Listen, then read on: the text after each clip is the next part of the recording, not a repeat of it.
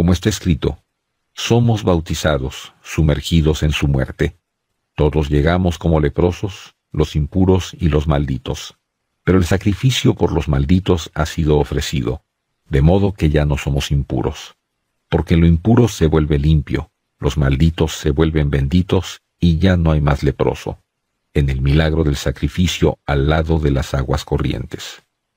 La misión. Sumerja cada parte de su vida en él. Después camine en el poder de la libertad, la limpieza, la restauración y la rotura de maldiciones. Levítico, capítulo 14, versículos del 1 al 9. Mateo, capítulo 8, versículos del 1 al 3. Romanos, capítulo 6, versículos 3, 4. Primer libro de Juan, capítulo 1, versículo 7. El misterio de Sipurim. Día 274. El estado de estar en medio. Estábamos sentados en la misma llanura arenosa en la que el maestro anteriormente había dibujado símbolos y letras en la arena. Ahora trazó dos símbolos. Yo los recordaba de una lección anterior. El alfa y la omega, dije, los símbolos de Dios. Sí, dijo el maestro, alfa es la primera letra en el alfabeto griego, de modo que Dios es el alfa, el principio de las cosas y la razón por la que todo existe. Y omega es la última letra, por lo tanto Dios es la omega, el final de todas las cosas y el propósito para todo lo que existe. El maestro entonces dibujó una línea horizontal que unía los símbolos. Y esto, dijo, es otra cosa, incluido usted. ¿Yo? Si Dios es el principio y el fin, entonces ¿qué le hace eso a usted? Supongo que hace que yo no sea el principio y el fin. Pero la naturaleza humana es no saber eso. Si vive según usted mismo, se ha convertido en su propia alfa. Si vive como si usted mismo fuera la razón y el motivo de todo lo que hace, entonces se ha convertido usted mismo en su propia alfa. Y si la razón de su vida es usted mismo, entonces su vida no tiene razón alguna. La línea se convierte en un círculo.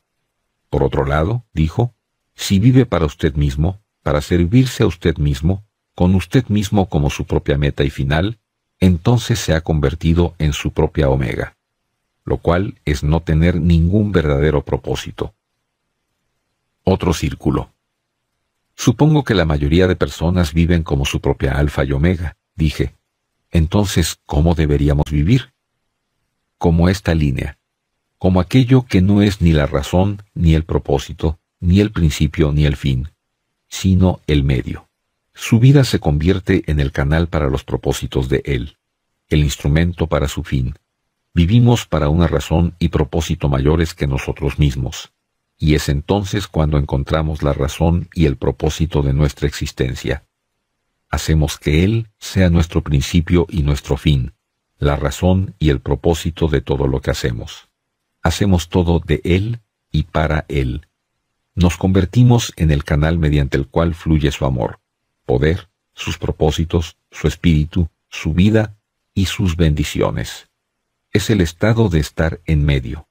Descúbralo y su vida estará llena de las bendiciones del alfa y la omega, el principio y el fin. La misión. Viva hoy en el estado de estar en el medio. Haga que Él sea su alfa, la razón de todo lo que hace, y su omega, aquel para quien usted vive. Segundo libro de Corintios, capítulo 4, versículo 7. Segundo libro de Timoteo, capítulo 2, versículo 21. Apocalipsis, capítulo 1, versículo 8. La piedra omega. Día 275. Señor de los dos puntos de fuga. Estábamos en la que tenía que ser la expansión abierta más grande que yo había visto en ese desierto. Estaba avanzado el día y el cielo occidental se había vuelto anaranjado con la puesta del sol. Es como si casi pudiéramos ver para siempre, dijo el maestro. ¿Sabe cómo se dice para siempre en hebreo? ¿Cómo? Repliqué. Lo-olam, dijo él. Significa para siempre y aún más. Significa eso, dijo señalando a la puesta del sol. Lo-Olam significa literalmente al punto de fuga. Dios es para siempre. Dios es Lo-Olam, al punto de fuga. De modo que si Dios lleva nuestros pecados en la cruz, ¿dónde se los lleva? Al punto de fuga, dije yo. Sí, y Dios llevó nuestros pecados al punto de fuga y se fue con ellos. Lo-Olam, para siempre, alejados una eternidad y aún más. ¿Más que una eternidad? Podría decirse, mire, Dios no es solamente hacia para siempre, Dios es desde para siempre. En hebreo, Mo-Olam. De modo que Él no solo se lleva nuestros pecados de aquí a la eternidad, sino desde la eternidad hasta la eternidad. La distancia desde para siempre y hasta para siempre. Tan lejos como está el este del oeste, dije yo. Sí, como el chivo expiatorio se llevaba los pecados del pueblo en el día más santo del año. Era desde el oeste hacia el este, el lugar de la infinidad. Hasta el punto de fuga. ¿Cuán alejada está la distancia entre Dios y nosotros, entre su santidad y nuestro pecado?, me preguntó. Es infinita, respondí. Y por eso nunca podríamos salvarnos a nosotros mismos. Por eso tuvo que ser Dios mismo, porque solamente Él es desde el punto de fuga y hasta el punto de fuga, Mo-Olam, Lo-Olam, desde para siempre y hasta para siempre. Es la distancia de Dios y la distancia de su amor por nosotros. Y en las oraciones de Israel, a Él se le llama Melech Ha-Olam, el Rey del universo, pero también significa Rey, el soberano del punto de fuga. Como está escrito, desde el nacimiento del sol hasta donde se pone, sea alabado el nombre de Jehová. Desde la eternidad hasta la eternidad para siempre y para siempre. La misión. Medite en la inmensidad de Dios, la anchura de su salvación, y el amor de Dios tiene por usted que llega desde la eternidad hasta la eternidad. Salmos capítulo 103, versículo 12, y capítulo 113, versículo 3.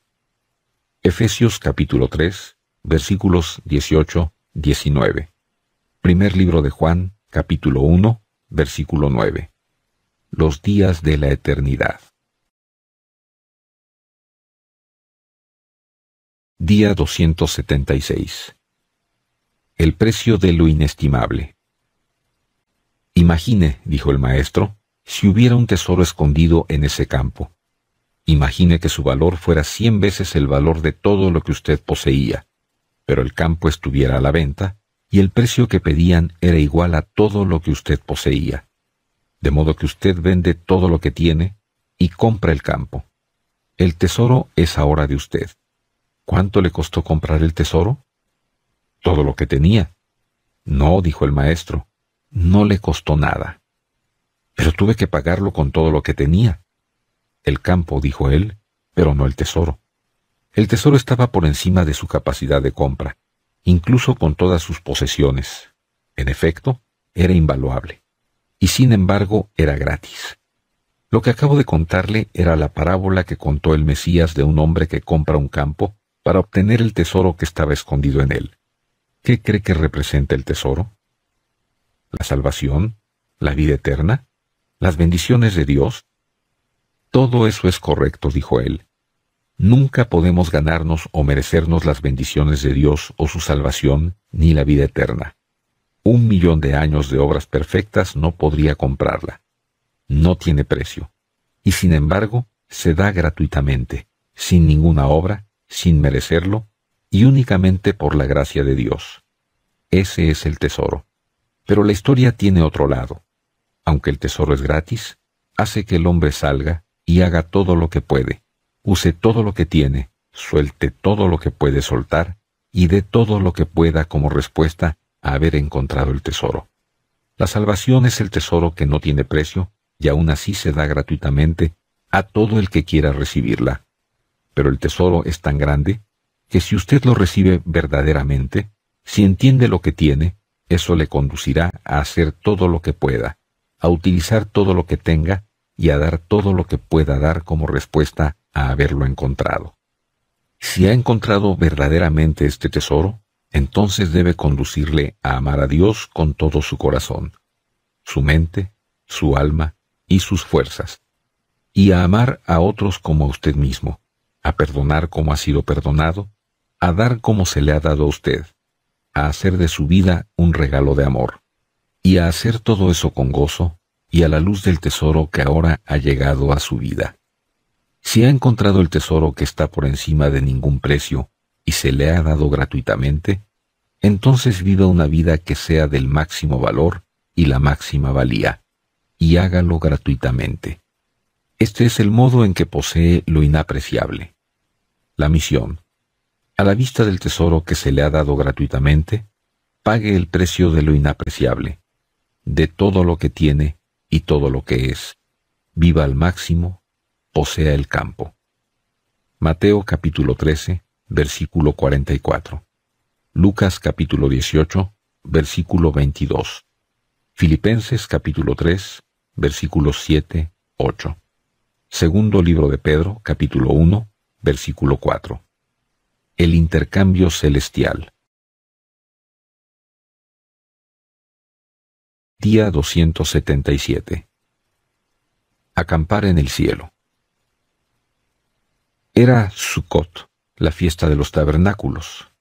Los estudiantes estaban durmiendo en el exterior en Sukkahs, tabernáculos hechos de ramas, madera y frutos. Yo era uno de ellos. Durante la noche el maestro me hizo una visita. Nos sentamos y hablamos en la noche, iluminados por la luna llena que entraba entre las ramas. Así se veía Jerusalén, dijo él, en los tiempos del templo. La ciudad santa estaba llena de tabernáculos, dentro de los cuales el pueblo de Israel vivía durante los 7 días de la fiesta. Tenían que vivir como lo hacían cuando iba por el desierto hacia la tierra prometida, como una conmemoración. ¿Hay algo extraño al respecto? Ellos acampaban fuera en su tierra natal, viviendo en la tierra prometida, como si aún estuvieran viviendo en el desierto. ¿Y qué representa finalmente la tierra prometida? El cielo. ¿Y qué representa el desierto? El viaje hacia el cielo. Nuestros días en la tierra. Por lo tanto, si quienes están en la tierra prometida viven en tabernáculos para recordar cómo Dios los guardó cuando viajaban por el desierto, ¿acaso nosotros en el cielo no recordaremos nuestros días en la tierra y daremos gracias a Dios por habernos guardado en nuestro viaje hasta allí? Mire, en la fiesta de los tabernáculos se juntaban los dos ámbitos, la tierra prometida y el desierto, y esa unión da testimonio de un misterio. El ámbito del cielo y el ámbito de la tierra están unidos. Lo que usted haga en el ámbito terrenal toca el ámbito de lo celestial, y lo que se haga en el ámbito celestial toca lo terrenal. Mientras esté en la tierra, ha de hacerse tesoros en el cielo, y lo que ate en la tierra queda atado en el cielo. Cuando ore, ha de orar para que como es en el cielo, así sea en la tierra. Y cuando ore en la tierra, tiene que entrar en el trono celestial de Dios. El Mesías es la unión de lo celestial y lo terrenal. Por lo tanto, quienes viven en el Mesías han de vivir en los dos ámbitos, en la unión de los dos ámbitos. Mire, en el ámbito de la salvación, el cielo no solo está allí, y entonces, sino aquí y ahora. Aprende el misterio de la fiesta de los tabernáculos y el secreto de vivir en el ámbito de lo celestial, incluso ahora. Porque si quienes están en la tierra prometida pueden vivir en los tabernáculos del desierto, entonces nosotros que estamos de viaje por el desierto, podemos vivir incluso ahora en los tabernáculos del cielo. La misión. Aprende el secreto, mientras vive en el ámbito terrenal, de vivir en el ámbito celestial. Viva en el ámbito del cielo y la tierra como si fueran uno. Levítico capítulo 23, versículos del 40 al 43. Efesios capítulo 2, versículo 6. Apocalipsis capítulo 7, versículo 9. Acampar en el cielo. Día 278. El pastor y los pescadores. Fue en un lugar como este, dijo el maestro, muy dentro del desierto, donde un viejo pastor cuidaba de su rebaño al lado de un monte y de una zarza del desierto. No tenía ni idea de que se convertiría en el libertador de toda una nación. Moisés, dije yo. Y después estaban los pescadores que echaban sus redes a las aguas, sin tener idea de que un día llegarían a ser algunas de las personas más famosas que hayan caminado jamás sobre la tierra. Los discípulos. Hay un patrón, dijo. Moisés, en su vida anterior, era un pastor que cuidaba de su rebaño en el desierto. Dios entonces lo utilizó para pastorear a una nación y dirigir el rebaño de Israel por ese mismo desierto. Los discípulos en sus vidas anteriores eran pescadores. Dios los utilizó para convertirse en mensajeros del Mesías, pescadores de hombres. Sus vidas anteriores se correspondían con sus vidas redimidas. Entonces Dios toma la vida anterior y la redime para usarla para sus propósitos. Así lo hace, dijo el maestro, pero el misterio es más profundo. Dios las creó desde el principio y su propósito fue que llegaran a ser lo que llegarían a ser. De modo que no fue que Moisés se convirtiera en el pastor de Israel porque era un pastor de ovejas. Fue que Moisés se convirtió en un pastor de ovejas porque había de convertirse en el pastor de Israel. Y no fue que los discípulos llegaran a ser pescadores de hombres porque eran pescadores. Más bien, se convirtieron en pescadores porque un día habían de convertirse en pescadores de hombres. Y lo mismo sucede con todos los hijos de Dios. Y lo mismo sucede con usted. Cuando mire atrás a su vida, descubrirá oculto en ella este misterio. Encontrará a un Moisés en el desierto, un pescador en una barca. Su vida fue un misterio a la espera de ser redimida, un misterio en el cual estaban inmersas las semillas de los propósitos de Él para ser utilizadas para su gloria.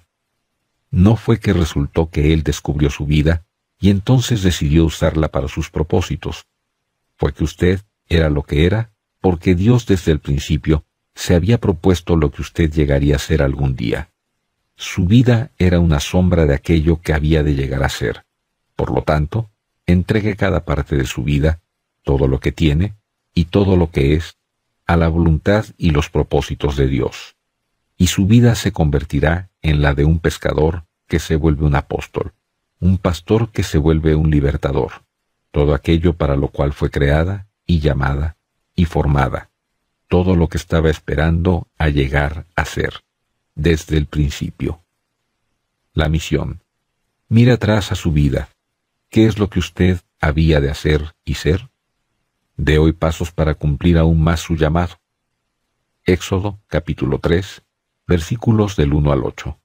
Jeremías, capítulo 1, versículo 5. Mateo, capítulo 4, versículos del 18 al 20.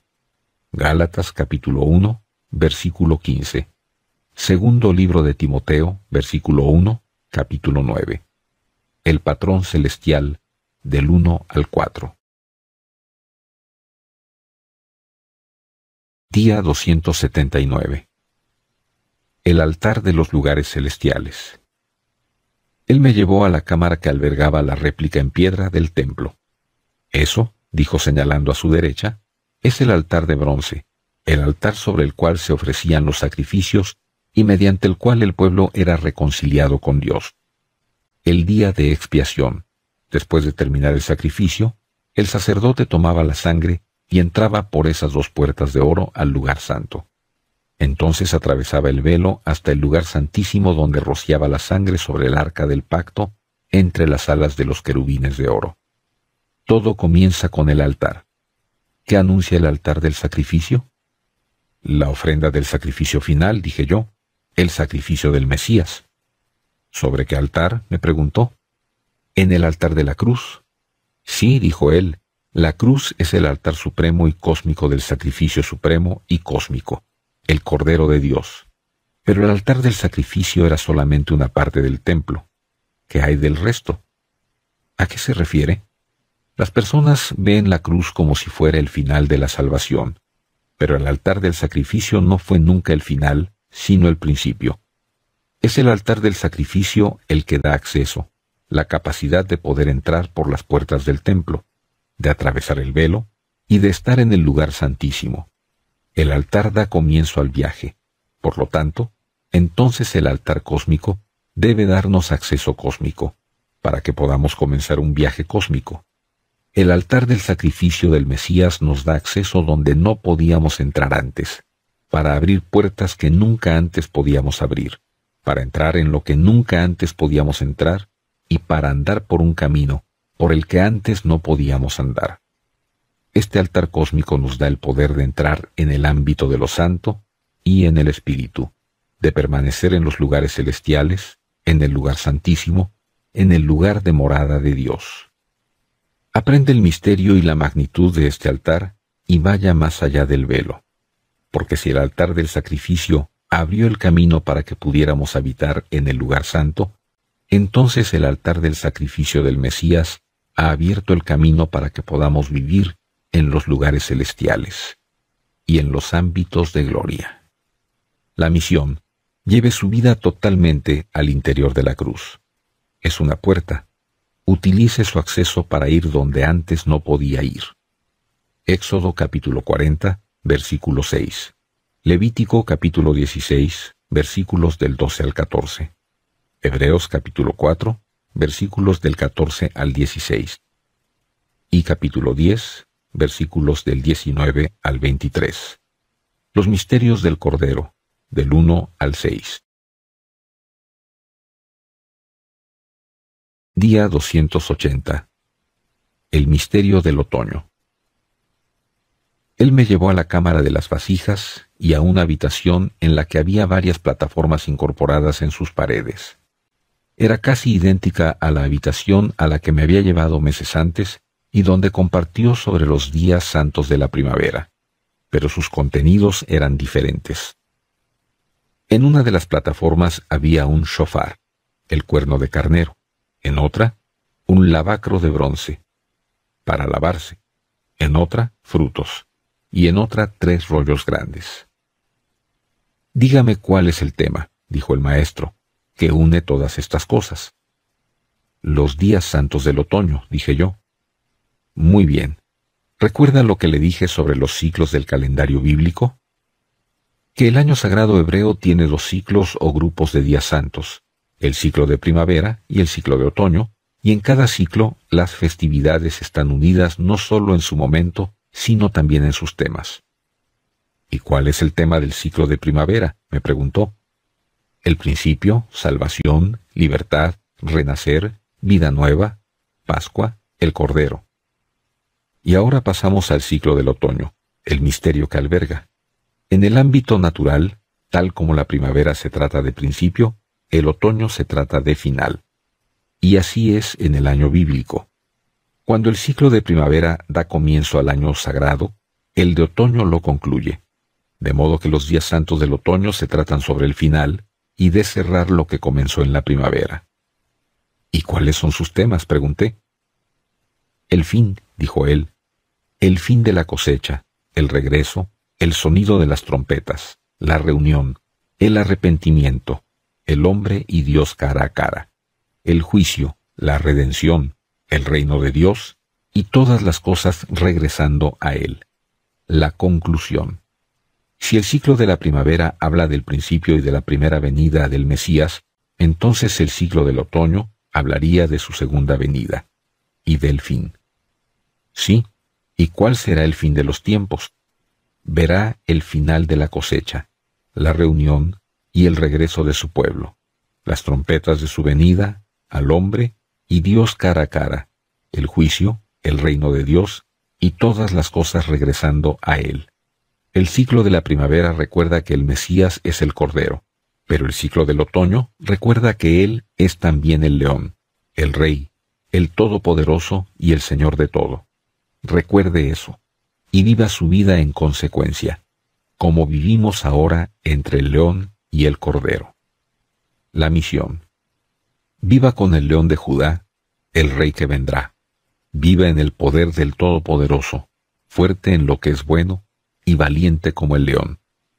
Daniel capítulo 7, versículos 13-14. Mateo capítulo 24, versículo 14. Apocalipsis capítulo 11, versículo 5, capítulo 14, versículo 15 y capítulo 19, versículo 16. La final del día santo. Día 281. La redención del día 10 de Av. Él me condujo hasta las ruinas de la casa antigua en la que había leído en voz alta del libro de Lamentaciones. Nos sentamos, él metió la mano en su bolsillo, sacó una moneda y me la entregó. Estaba oscurecida y desgastada, con una imagen de lo que parecían ser 3 torres rodeadas por un círculo ornamental. ¿Vino esto de este lugar?, pregunté. No, dijo el maestro, muy lejos de este lugar. Es una moneda del Imperio Español.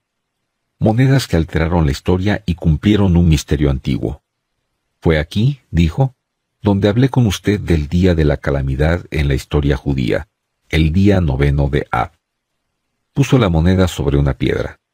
Hace siglos la tierra de España constituía uno de los mayores refugios de judíos que se hubiese conocido jamás. Pero a finales del siglo XV todo terminó cuando los monarcas españoles dieron a los judíos hasta el 2 de agosto para salir de la tierra o morir. El día 2 de agosto era el día 9 de Av, la fecha hebrea en la que han sucedido calamidades al pueblo hebreo a lo largo de las épocas. Ese día, los puertos españoles estaban llenos de barcos que llevaban a judíos que se iban para salvar sus vidas. Pero hubo algo más en la historia. 3 de los barcos que esperaban partir de los puertos de España tenían un propósito diferente. Era el año 1492. Cristóbal Colón. 2 acontecimientos trascendentales de la historia del mundo tuvieron lugar en el mismo año, en la misma tierra, la misma semana, los mismos puertos, sucediendo con un día de diferencia. ¿Por qué?, pregunté. ¿Qué resultaría del viaje de esos 3 barcos? El descubrimiento de América. Sí, dijo el maestro. Por lo tanto, en medio de la calamidad de 1492, cuando el pueblo judío perdió su mayor tierra de refugio, Dios estaba obrando por medio de esos mismos acontecimientos para la redención. El día después de la calamidad, el día 10 de Av, desde la misma tierra y los mismos puertos, otros 3 barcos emprenderían viaje para descubrir el nuevo mundo. América se convertiría en el mayor refugio que el pueblo judío conocería jamás fuera de Israel. Y por lo tanto, cada hijo del reino de Dios tiene esta promesa. Él cambiará toda tristeza en alegría y transformará cada calamidad en redención. E incluso en medio de la calamidad, las semillas de la redención estarán siempre ahí. Una redención que comienza el día 10 de Av. La misión. Recuerde las veces del día 10 de Av de su vida. Cómo Dios transformó sus tristezas en bendiciones, y sepa que por cada día 9 de Av en su vida, Dios siempre le dará un día 10. Salmo capítulo 126. Jeremías capítulo 31, versículos del 1 al 16. Joel capítulo 2, versículo 25. Apocalipsis capítulo 7, versículos 16-17. El misterio del día 9 de Av. Día 282. En el huerto. La tarde estaba avanzada y estábamos sentados dentro de uno de los huertos de árboles frutales. Una pregunta, dijo el maestro. ¿Cuál fue el primer acto de Dios hacia el hombre después de la creación? ¿Crear a la mujer? ¿Antes de eso? No lo sé. Fue llevarlo a un lugar, al huerto. Tomó pues Jehová Dios al hombre, y lo puso en el huerto de Edén. El primer acto de Dios hacia el hombre fue llevarlo a un lugar de vida, productividad y bendición. ¿Y cuándo lo llevó Dios al huerto? El 6º día. El Mesías murió el 6º día, el viernes. ¿Y qué le sucedió ese día después de ser consumada la crucifixión, la obra de redención? Lo bajaron de la cruz y lo pusieron en el sepulcro. Pero no fue cualquier sepulcro, dijo el maestro. ¿Qué dicen las escrituras de ese lugar? y en el lugar donde había sido crucificado había un huerto, y en el huerto un sepulcro nuevo. No era solamente un sepulcro, era un sepulcro de un huerto. Un sepulcro de un huerto. El sexto día Dios llevó al hombre a un huerto, y el sexto día el hombre llevó a Dios a un huerto, a un sepulcro en un huerto. Un huerto es un lugar de vida, pero un sepulcro en un huerto es un lugar de muerte.